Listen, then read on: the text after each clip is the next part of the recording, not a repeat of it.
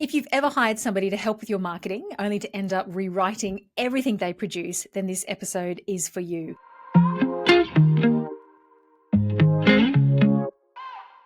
Tahnée Sanders is a messaging strategist, copywriter, and ChatGPT trainer who helps experienced business owners communicate the value of their expertise with clarity and confidence.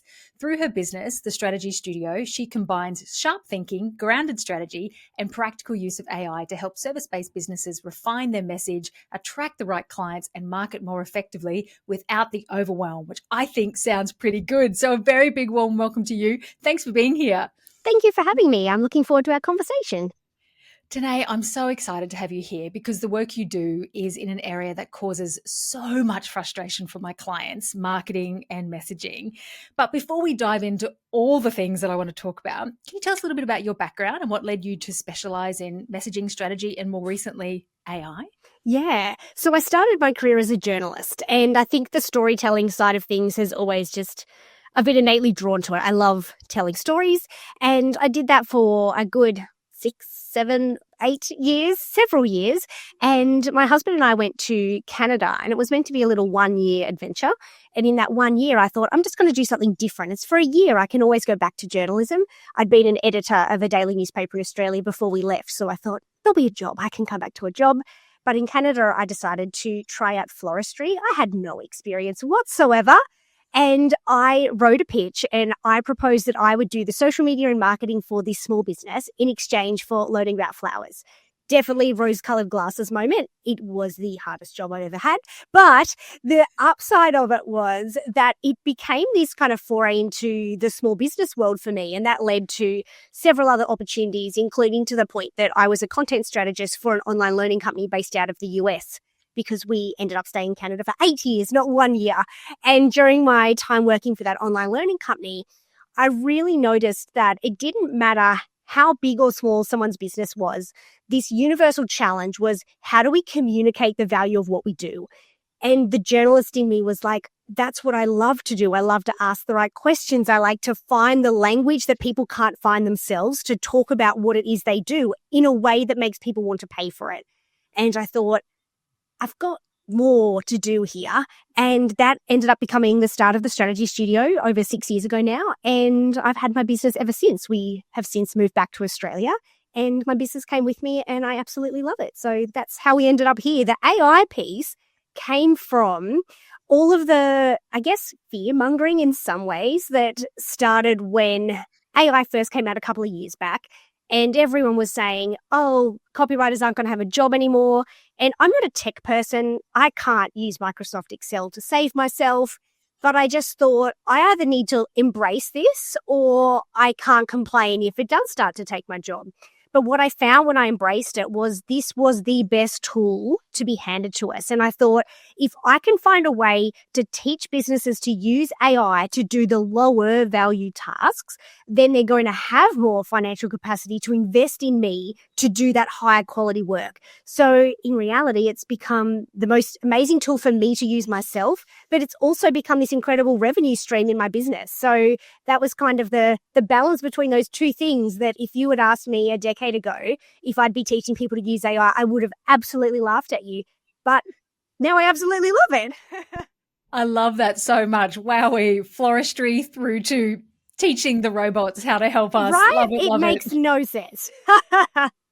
I'm so excited to talk to you about and to draw, I guess, some of those ideas out of your head and hear how you're teaching your clients to use AI. But before we get to that, let's start with actually the marketing and messaging side. So the cycle that I see all the time is my clients, they grow from being a solopreneur, they hire people in, but essentially they spend a long time doing their own marketing. And then they get to a stage where they're like, I can't do this anymore. They get some help. Maybe it's an external agency. Maybe they hire someone internally. But often what happens is they end up rewriting everything, being disappointed, frustrated, worse, resenting the person, what they've paid, etc. And I'm guessing you've seen that too. So why is it, in your opinion, well, from my experience, delegating and handing over marketing is really hard. Based on your experience, what's going wrong there? Yeah, and it is hard. I absolutely agree. The piece that's going wrong is that usually you will find the more established your business is, the harder that feels to do.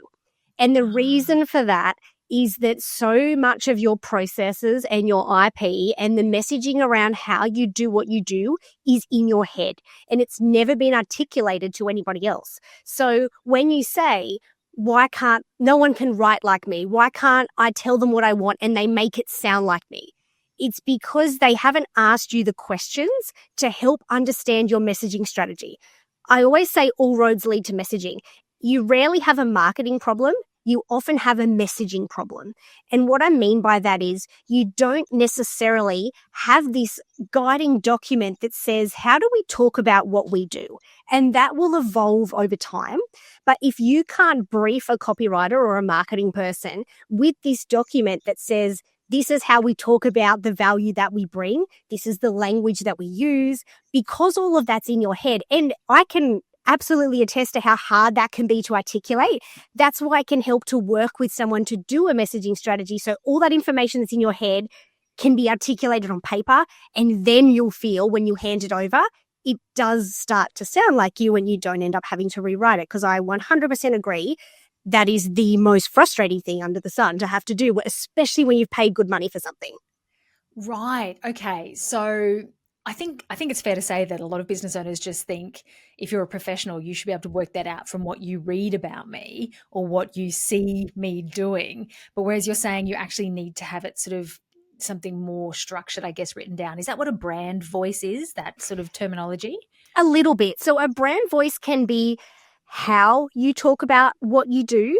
A brand voice is a part of a messaging strategy. So when I'm referring to a messaging strategy, and to be clear, there's loads of different people will reference them in different ways. What it means to me is it's this overarching document that not only talks about how you talk about what you do in the tone of voice you use, but it's actually getting into the granulars of your process and your business values and how you articulate the systems and processes within your business, how your services work, the common themes that you want your brand to be known for. And all the while, when I'm getting that information out of a client, when I'm doing a messaging strategy with them, I'm asking the questions that get all of that information out of their head. Maybe it's the journalist in me that they've never actually thought to put onto paper. And if you said, can you write a briefing document? I would argue that 80% of the information that copywriter might need to know, you're not actually giving them because it's just this assumed knowledge in your mind. So you can say, I want you to use professional language that's warm and approachable and doesn't have jargon. But that's 5%. That's just the surface. It's the juiciness underneath all of that that is going to make copy sound like you, because they know how to talk about what you do, not just in the tone of voice, but in the meat of the sentence. Does that make sense? Absolutely. One of the things that I talk a lot about when it comes to hiring right is getting all those assumptions that most likely they're making and you're making out on the table. So that makes heaps of sense. And I guess when I'm asking my clients all those questions to unpack the type of person they want to hire, I'm asking them things like, what's going to annoy you if somebody does something, how, or what would really excite you, etc. So I can see that taking that same sort of thought process and thinking about, well, what would you never want somebody to say? What would be a great way to describe you? Blah, blah, blah. Okay, I can see. Yes. I can see how that's the heart of it, is actually like, how do we want to say what we do, and how are we going to communicate that? Got it. 100%. So for everybody listening thinking, I don't think I've got that, how do they know if they've got what they need and to be able to delegate and get support? And if they're actually, and then if they've got someone on their marketing team at the moment and they don't have these things in place, what then? Yes, great question. So I would say you can do a messaging strategy internally if you have the resources to do so. What I would say, though, is it's very hard to do on your own because you don't know what questions to ask yourself. So sometimes you can even lean on AI to help you do this. What I would do is I'd treat it like you want to hand a briefing document to an external party. So you would say to your AI tool of choice, I want to develop a messaging strategy to help person X understand what my brand stands for, how we communicate, what our brand is known for, the types of themes that we communicate, etc. And then I'd say to this AI tool, can you please ask me questions? Because you don't want the questions you think of. You want the questions that the third party that doesn't know your business, doesn't have assumptions, is going to ask you. And that is the beauty of having either a human or an AI, but just an external person ask the questions of you, because you don't know what to ask. That's the tricky thing, right? So I would start there. I would just, if you don't want to work with someone to do it and you want to do it within your team, just have an AI tool come up with a lot of the questions for you, and then say to your team, what else do you think we should add into that? And then you want to start answering all of those questions. And the questions will get really granular. And what you might find is you actually need to put your responses into AI, again, if you're doing it with AI versus a human, to get the follow-up questions. Because what I find when I'm doing this process via Zoom with a client, it's never the first question that I ask that gives me the answer. It's the third or the fourth or the fifth question. And I think it's the same. You would find if when you might be interviewing somebody, you can find, and I mean in a interviewing for a job capacity, there's the rehearsed answer, and then you ask the next question and the next question, and then you start to uncover, what do they really know? What do they really understand? And it's exactly the same with your messaging. If you just do a 30-minute briefing call with a copywriter, all that you're really doing is giving them those surface level answers. They can't go deeper than that in 30 minutes. So you either need to work with someone that can really pick to get to those deeper questions, or you just need to set the time aside to do that with your team and with this objective AI tool to just keep asking the questions until you get deeper and deeper into knowing, how do we really talk about our services, our team, our business value that we bring, and beyond that, the themes we want our business to be known for that we communicate in our marketing. Love that. Okay.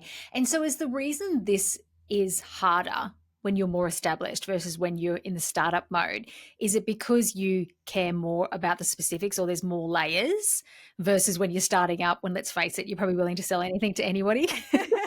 We've all been there, no judgment. Absolutely. Yes. None at all. That's a part of it. But the other part of it is, the longer you've been in business, the more assumed knowledge that you have, that you've never, maybe not never, but you've rarely documented or updated. But also what happens, and I can say this as my own business, having been around for 6 years now, the audience that I'm communicating to has pivoted over time. The offerings that I have changed over time. And what happens as your business becomes more established, you kind of just naturally make these pivots, and the people that are close to you within a business context understand them and are following along. But if that's never documented, if we're talking about in a bigger team context here, or a new hire comes in, if you just give them that document that was made 3 years ago, a hell of a lot has changed in your business in 3 years. And everyone close to you knows it because they're involved in those daily conversations, and it's almost like the unspoken knowledge of your business. But the minute you have to onboard a new team member, or the minute you have to brief an external copywriter or an external contractor, all of that information that is assumed doesn't exist anywhere. And that's why it gets harder the longer your business has been around, because that evolution and that repositioning and that pivoting that you've taken over those years has very rarely been captured in a written sense. So it's in more and more people's minds and in less and less documents. Okay. So would it be fair to say then that our messaging strategy or messaging framework is something that needs to be refreshed then every like 6, 12, 18 months? How often? What I usually recommend to my clients that have, medium to larger teams is that each time they do their kind of half-yearly planning day or something with their business, that they review that together. And you might find that absolutely nothing's changed. And that's absolutely fine as well. But there just might be little things, or you might go, oh, well, actually, yes, we do still offer that service, but we changed it in this way. Or we still offer that service, but we've realized we drastically need to increase what we charge for that service. And as a result, your messaging will need to change, because people don't pay us for what we do. They pay us for the value we bring, the transformation we make. So if we're going to charge more for a service, the language needs to change as well to help us articulate that more effectively, to help subconsciously justify that new price point. So yes, it's something you should review regularly. That doesn't always mean it will change regularly, but just that reviewing process will draw your attention to when things have changed that maybe you didn't realize. Okay. So let's say that somebody's listening at the moment and they're thinking, okay, I've got a bit of work to do here. And as you said, we've got the two options. You can come and talk to a human like you, or you can go to potentially use AI. I love that you're a ChatGPT trainer. Is that your preferred model of choice? Tell us about your recommendations. Tell us all the things. Yeah. My preferred model of choice is ChatGPT, but purely because I think that's the tool that I embraced earliest and I feel most comfortable with. I would say Claude is probably my other friend if we have to weigh them up. I find that Claude is probably a better writer than ChatGPT, but I find ChatGPT to be a better co-worker or brainstorming partner. So it does really come down to the tool that you use most frequently that knows the most about you. So a really great example was when I was in a business planning session yesterday. It was fascinating to see the people that had invested time in their AI tool of choice, whatever that is, the prompt questions they were getting for their business planning review, they could put into their ChatGPT or their AI tool of choice and say, what am I not thinking of? What do you know about me? And it could answer those questions. So it doesn't necessarily matter what the tool is, but you are far better to go all in on getting one to know your business than to have that scatter approach of having bits and pieces across multiple tools, because you won't get the depth that you need. Got it. Okay, cool. For the record, I love Claude. Yes. Claude is good. I joke that I date them both at different times, depending on my needs. Isn't it funny that you assumed it was a he? There you go. Yes, I know. I've called my ChatGPT Kevin for quite some time. And then people ask me why it's male. I'm like, that's a really good question. And I need to review that a bit more and think about it. Maybe it's time for a name change. Yes, absolutely. Okay. So when it comes to messaging or getting, a starting point, because I think it's fair to say that a lot of people listening, who are small business owners, we have a fixed budget that we can go and spend, and we're weighing it up. Do we put it on advertising? Do we put it on marketing? Which specialists do we get help with? And what can AI do to help us? So, what's the starting point, and how do you recommend people make that decision? Like, is what you're getting out of an AI tool sufficient, or do you need to come and get a human eyes and expertise over this? I think what I would weigh up is, what are you trying to get out of it? So let's say that you think, I need to update my website copy. Should I just pay a copywriter to update my website? My argument there would be, if you're choosing whether you should get a new messaging strategy, like you should work with someone like myself. Obviously, I do copywriting as well. But if you were weighing up, do I invest in the messaging strategy or the copywriting? If it was one or the other, my personal recommendation would be, you're actually going to get more longevity out of the messaging strategy, because that's going to expose all of not necessarily your blind spots, but the things you were unaware you were not articulating well. And getting that document back that says, here's our positioning statement, here's our elevator pitch, here's how we talk about our services, here's our marketing themes. You can use that document to train your AI tool of choice, or to update it if you're already using one. And then you can ask your AI tool to help you update your website copy if it already exists and you just need to freshen up. If you just cold go into AI and ask it to refresh your website, but you haven't given it that contextual update that can come from messaging strategy, I just find that it's not going to be as good. I think the perks of working with a copywriter that also does a bit of strategy is they can, kind of do those things hand in hand for you. But you will find a lot of copywriters, their process is, fill out this questionnaire for me, we do a 30-minute call, and then I write the copy. And don't get me wrong, there's a lot of contexts where that can absolutely work. But if your challenge is that your website is not communicating your value effectively, that to me says there's deeper messaging work that needs to be done. It's not just about changing one or two sentences or having a stronger call to action. Yeah, I can so see that. So for strategy, and when you need real brains, real experience, talk to the human, or at least maybe get a starting point and then talk to the human. Yes. And then once you're really solid of those foundations, so to speak, then go and use that in AI and get some, let it run from there. Love that. Yeah. Or otherwise, you can do the messaging strategy piece yourself with the AI tool, but then give that to the copywriter. Don't just give them the answers to the questions they asked. I always say the more material you can hand over, the better, because you're giving them a broader contextual understanding of your business. Context is everything, isn't it? Really is. Okay, love that. So one of the things that I notice, and I feel like it's like I've got this radar happening in my head at the moment, where it's just like, I can see when people are using AI, and it's like I've got a bug in my eye.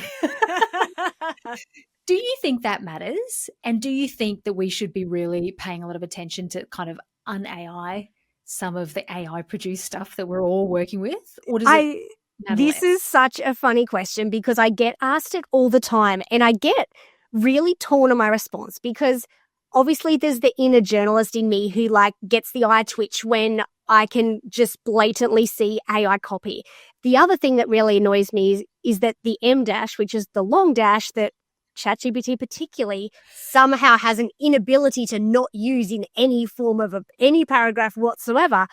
I have long loved a good use of an M dash, and it devastates me that I can't feel like I can't use them anymore because people will say, well, that was obviously written by ChatGPT.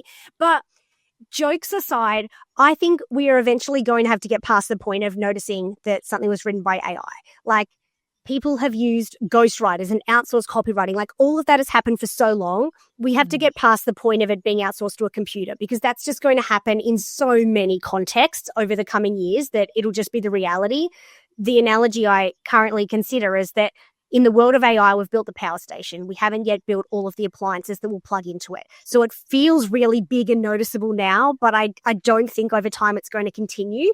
What I personally think, though, is the AI content that feels jarring to you feels jarring because it lacks context. It feels generic, and that's what people will notice. And even if that wasn't written by AI, if it was written by an inexperienced copywriter, you would also not think that that was great content, right? So it's not necessarily was it written by a human or a computer. If it was written by a computer, was it informed by a human? And you can tell when you critically look at a piece of LinkedIn post or an article or whatever it might be, you can tell if that feels like the business that or the person that you're reading the content from. You know what they stand for. You know the types of themes that they talk about. So I think that we can slowly start to get past the fact that it was written by AI if the content of it and the substance of it feels genuine. It feels authentic to that business, to that leader, whoever that person might be. I think that's going to be what we start to value more, understanding the context and the value of the copy, not necessarily the individual sentence structure. It's a really good point because I mean, AI certainly, because I waffle. Let's face it, I waffle in We my all do. writing. We I all waffle. And so I find it's really can make my sentences significantly more concise than otherwise they would be. Yes. Which I think is a huge benefit for me. But you're right. It's when I see the overcapitalization, when I see the long dash, and a lot of hyphens and things as well, it does just make me read it again and just think, is this you? And I guess that's probably what you're saying, isn't it? It's like if I read it again and I go, oh, that still sounds like them, or it's still their belief, or it doesn't feel like it's out of left field. Yeah, it's almost like tick. That's okay. Yeah. And I think maybe I find this easier because I am a writer, but I would never cold copy and paste something from an AI tool into a LinkedIn post or an email. And that's purely because I find writing easy, I guess. And I understand that not everyone finds the process of writing easy. So if you are just doing the straight copy and paste, still read it. You can tell when someone hasn't reviewed it, right? That's to me is really noticeable. But my recommendation is usually to use the AI tool as your brainstorming partner. Even if you just give a brain dump to AI and say, I'm trying to write I'm just going to use LinkedIn as an example, but I'm trying to write a post about this particular topic. Here's my brain dump. Can you please contextualize this based on your knowledge of my business? And again, if you've built a custom GPT for your business, then it intimately knows your business. It's going to know the services in your business it could relate to. It's going to be able to, exactly like you said, condense that brain dump of information into something that's succinct. And then you might only need to tweak 1 or 2 sentences. So absolutely use it, but just taking the extra 1 minute to do a light edit of it, I personally still think, and maybe I'll change my mind, but at the moment, I still really do think that makes all the difference. So some of the tips that I've heard coming out there is use it as a brainstorming partner, use it for strategy. No, don't use it for strategy. Use it with strategy, I should say. Put your strategy, your messaging strategy in there. So you give it context. work within a custom GPT or equivalent so it knows you, and take the extra few minutes to actually lightly edit and make sure it sounds like you. Exactly. Any other tips that you've got for, or you'd like to share when it comes to using AI to help you with messaging and marketing? Yeah, I would say that it's really worth that little extra effort of building the custom GPT, because what a lot of people don't realize, if you're not familiar with custom GPTs, if you're just using any AI tool, but again, using ChatGPT as the example, when you're using the paid plan, ChatGPT learns across conversations. So let's say you're brainstorming a new offering within your business in one chat thread, but then in another chat thread, you're writing your newsletter for the month. And then in another chat thread, you're, I don't know, looking at repricing services, whatever it might be. Those different conversations, if you're just using the general ChatGPT interface, the ChatGPT brain, for want of a better term, is learning across all of those conversations, every interaction that you have. So what ends up happening is sometimes it's ChatGPT's own knowledge and context is being somewhat skewed by what you might not yet be ready to put out into the world. So you could be, like I said, brainstorming a new service, but that's not yet a part of your business. But if you've informed ChatGPT's brain with that idea, it's incorporating that into the next response that it gives you. The difference is when you create a custom GPT, you essentially can put a cap on its brain. So you can take that messaging strategy, train this custom GPT with that messaging strategy, and you can add in services documents, pitch decks, anything else that helps give the GPT a broader understanding of your business. And then its knowledge will be capped at that point of your training. Then you can go on to use it, and it will remember things within the one conversation thread, but it's not going to learn across conversations and start mixing up different ideas. You can continue to train it and you can go and edit it at any time, but you don't have to worry about it getting sidetracked. On that, the one other tip that I really recommend to anybody using AI is when you're training it, it's not enough to just train it with that messaging strategy document, your pitch decks, etc. I always recommend training it with authentic pieces of content that are in your voice. So for me, even though I've been using a custom GPT in my business for 18 months or so now, every time I write a newsletter, I still go and train my GPT and say, just keeping you up to date, here's my latest newsletter, because that's the one piece of content that I always write from scratch in my business, because I want to ensure I still have one piece of content, if nothing else, that is 100% truly me. And I know that by continuing to train my AI tool with that one piece of 100% me, it's more likely to stay closer to my voice. If over time you don't continue to train it with your original voice, you'll notice, it'll start to drift away from you over time. So that continual training versus a set and forget approach is a game changer. Love that. That's such a great tip. I didn't know that. I have a project knowledge library, certainly in Claude, where I have given it lots of examples of my content, but I don't continue to update it. So that's really interesting to keep adding something new in each time, because I'm sort of like, just draw on that example. Yeah. But, it doesn't have to be every week, but I try to do it once a month. And again, it depends on how frequently you're using AI, but I'm using it every day.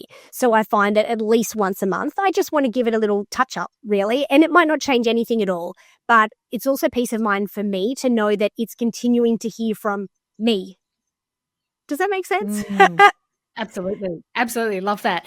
Oh, gosh, I feel like we've touched on lots of things. Is there anything that we haven't talked about today that you'd like everybody to know or walk away with when it comes to messaging, marketing, AI?